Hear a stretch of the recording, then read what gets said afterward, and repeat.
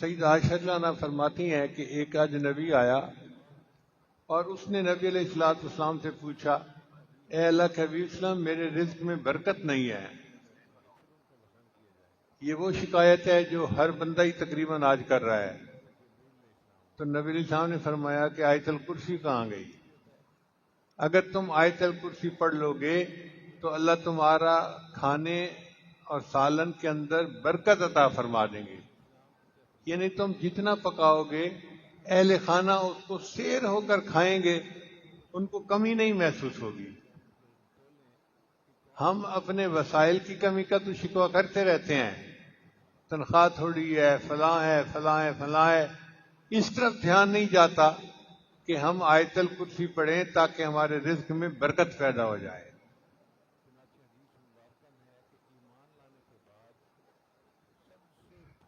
حضرت عبداللہ ابن عباس عنہ فرماتے ہیں کہ نبی علیہ السلام نے فرمایا، آیت الکرسی پڑھنے والے کو اللہ شکر کرنے والا دل، صدیقین کے اعمال اور نبیوں جیسا اجر عطا فرماتے ہیں۔ کتنی بڑی نعمتیں جو مل رہی ہیں۔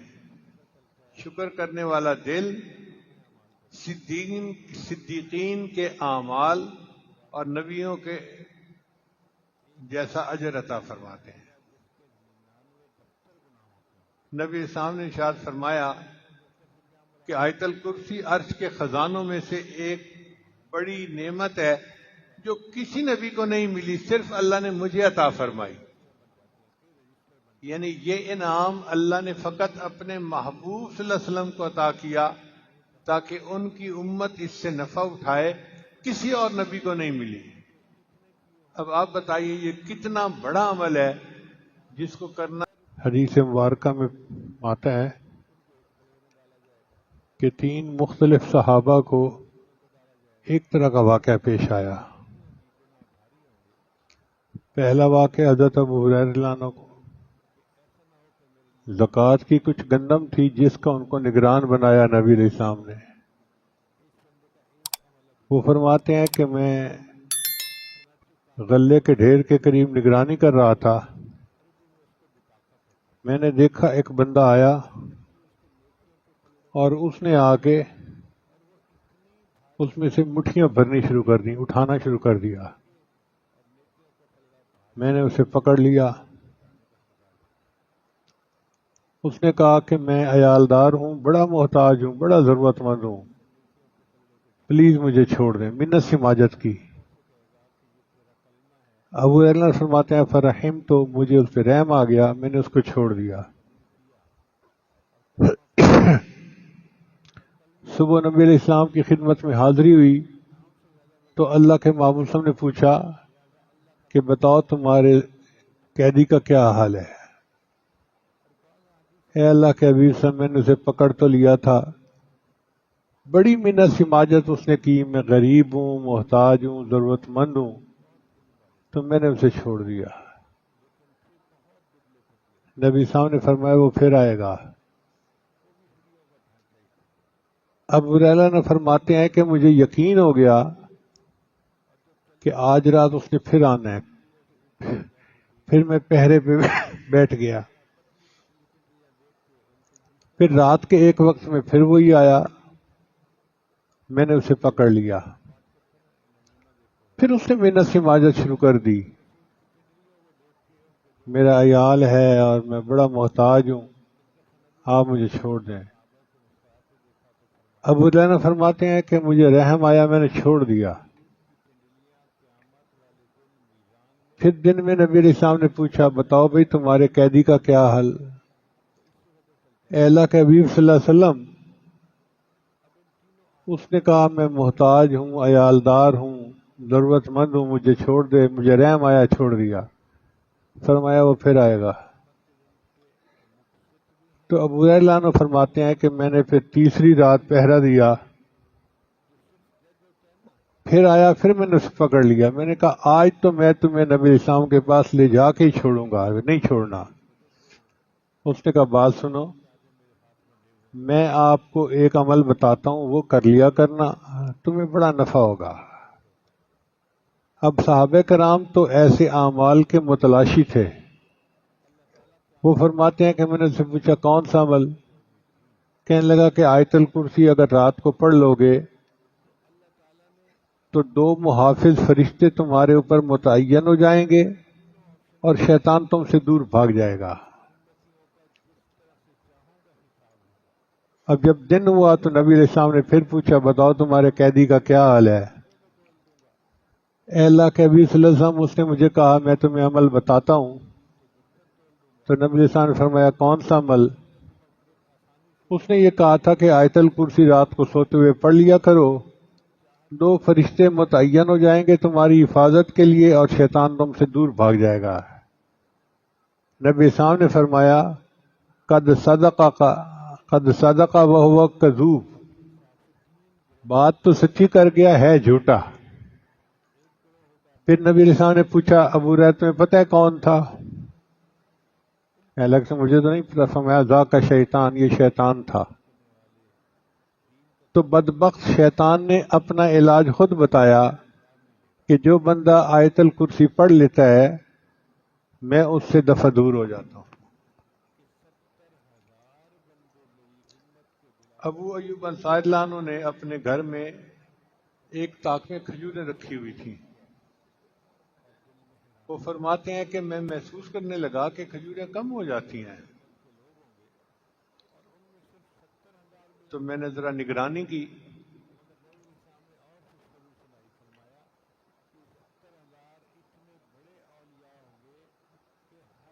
تو میں نے دیکھا کہ ایک عورت ہے رات کو جو میری کھجوریں چرا رہی ہے.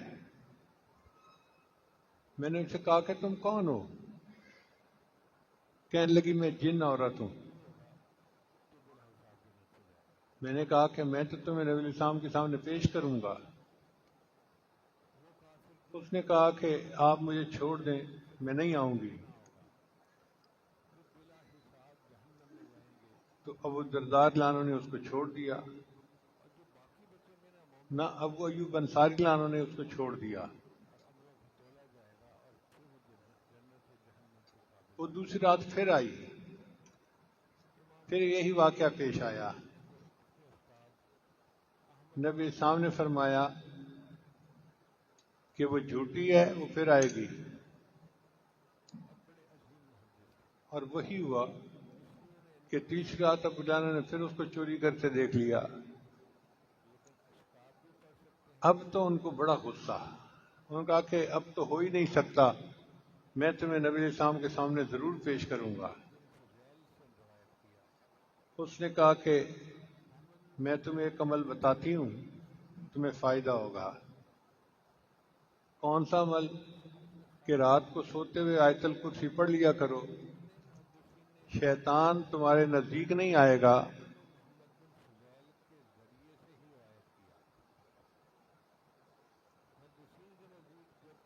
صبح نبی علیہ السلام نے جب پوچھا بتاؤ بھائی کیا بنا؟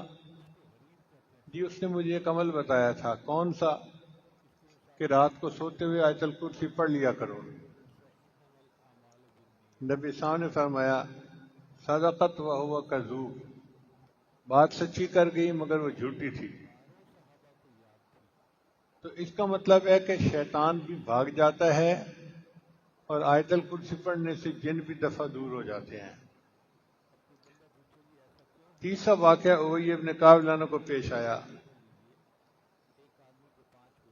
وہ فرماتے ہیں کہ میں نے دیکھا کہ میری کھجوریں کم ہو رہی ہیں. خشک کرنے کے لیے کھجوریں رکھی ہوئی تھیں تو کم ہو جاتی تھیں. میں نے ایک رات نگرانی کی تو میں نے دیکھا کہ کوئی بندہ اس میں سے لپیں بھر رہا ہے. میں نے اسے پکڑ لیا. پھر میں نے اس سے پوچھا اجنیٌ ام انسیٌ، تو انسان ہے یا جن ہے؟ اس نے کہا میں جن ہوں. انہوں نے فرمایا اچھا اپنے ہاتھ دکھاؤ. تو جیسے کتے کے ہاتھ ہوتے ہیں اس کے ہاتھ اس طرح تھے اور اس پر بال بھی تھے. یعنی انسانوں کے تو بال اتنے نہیں ہوتے، اس کے ہاتھوں پہ بال زیادہ تھے.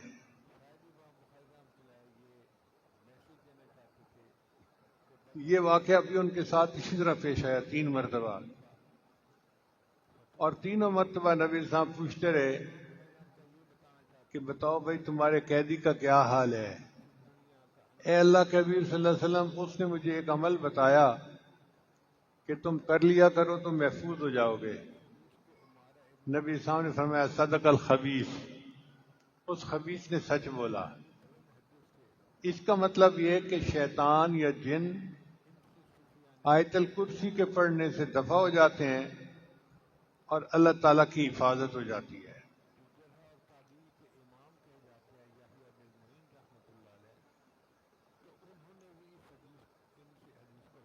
ایک حدیث مبارکہ میں آتا ہے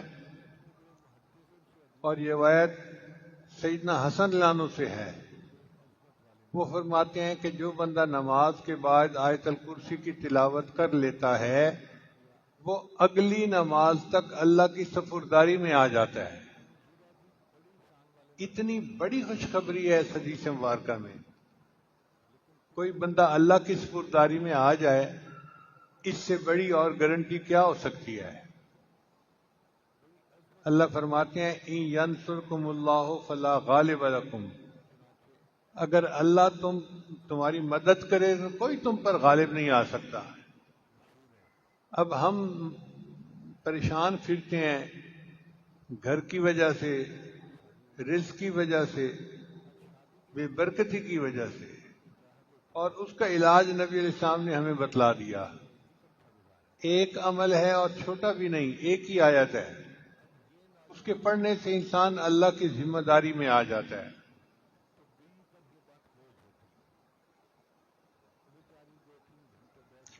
اور ایک حدیث مبارکہ میں ہے کہ ہر نماز کے بعد جو بندہ آیت الکرسی پڑھتا ہے اس کے اور جنت کے درمیان صرف موت کا فاصلہ ہوتا ہے۔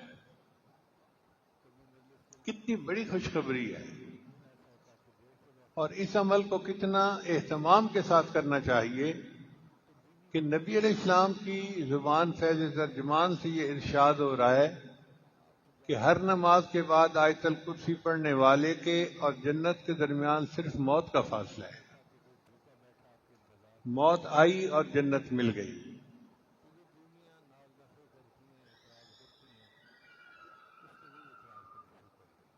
اور ایک حدیث مبارکہ میں آتا ہے کہ جو بندہ آیت الکرسی رات کو سوتے ہوئے پڑھ لیتا ہے اللہ تعالیٰ اس کی بھی حفاظت فرماتے ہیں، اس کے گھر والوں کو بھی حفاظت فرماتے ہیں، اور اس کے پڑوسیوں کی بھی حفاظت فرماتے ہیں۔ سبحان اللہ، کیا خوبصورت عمل ہے کہ بندے کی بھی حفاظت ہوتی ہے، اہل و عیال کی بھی، اور قریب کے گھر والوں کی بھی حفاظت ہو جاتی ہے اس کے بعد۔ اس لیے اس عمل کو بہت اہتمام سے کرنے کی ضرورت ہے۔